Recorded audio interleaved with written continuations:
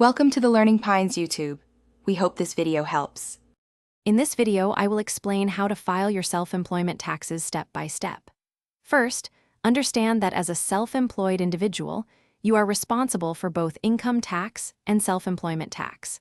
Begin by meticulously tracking all your business income and expenses. This detailed record keeping is crucial for accurate tax reporting.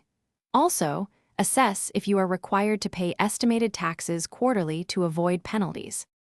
When it's time to report your earnings, you'll use Schedule C, Profit or Loss from Business, which is part of your Form 1040. This form is where you detail all your business income. Remember to deduct all eligible business expenses, as these can significantly reduce your taxable income.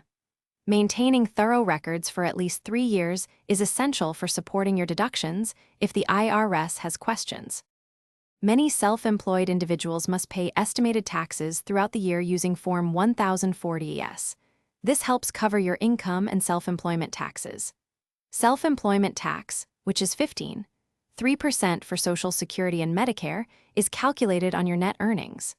A helpful tip: you can deduct 1/2 of your self-employment tax on your Form 1040, which can lower your overall tax liability. Finally, you will file your annual income tax return using Form 1040. Make sure to attach both Schedule C for your business profit or loss and Schedule SE for your self-employment tax calculation. If you find this process complex, don't hesitate to use tax software or consult a qualified tax professional. They can help ensure accuracy and maximize your eligible deductions. Thanks for watching. Consider subscribing if we helped you.